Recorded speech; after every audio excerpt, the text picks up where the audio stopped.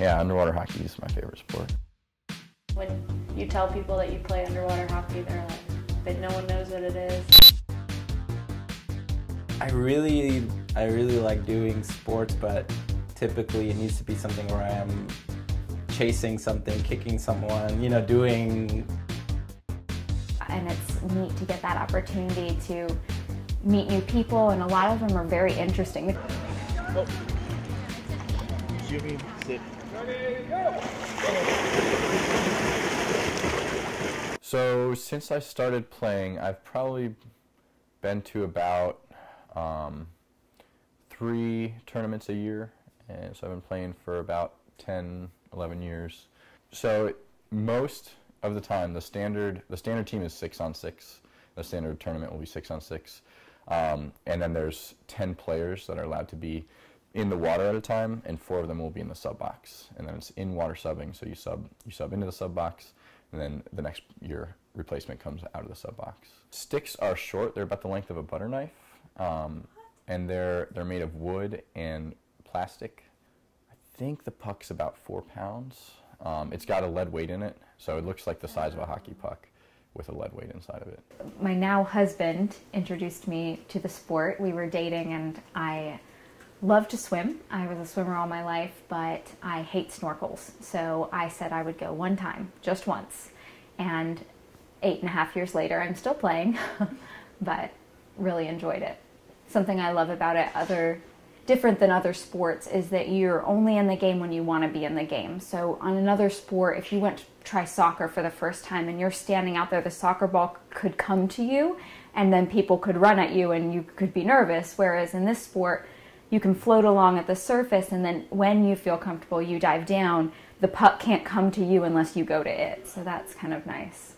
Self-choosing. For underwater hockey, you need to know how to swim pretty well and use a snorkel well and dive.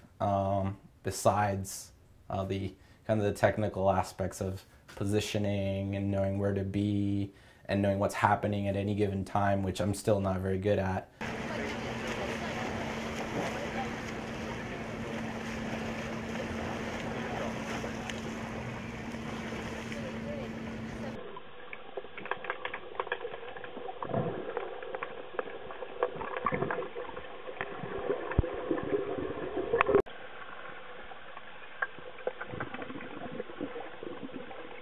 It's so hard to learn that technical side of it because you can't talk to each other while you're playing, because obviously you have a snorkel in your mouth and you're going underwater.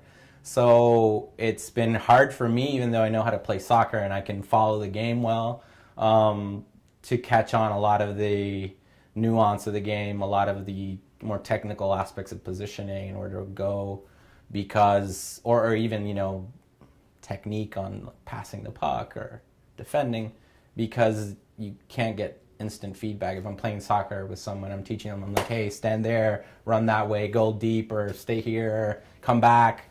Nobody can tell you anything. And so it's funny, I'll always joke with them because, somebody will score a point, then you go back to the wall and they're like, hey, remember 5 minutes ago when you were over in that side of the pool, you did this and you were supposed to do that. And it's hard to keep track. It's hard to give instant feedback to people. So there is a bit of a learning curve. I only played for like a year and I took a little time off, but I'm starting back up again. Honestly, what makes it fun, like here for me, really, was like the people that were involved in it. They're all really nice and really like helpful and friendly, and they're just like really nice people, really funny. So we were like always laughing the whole week.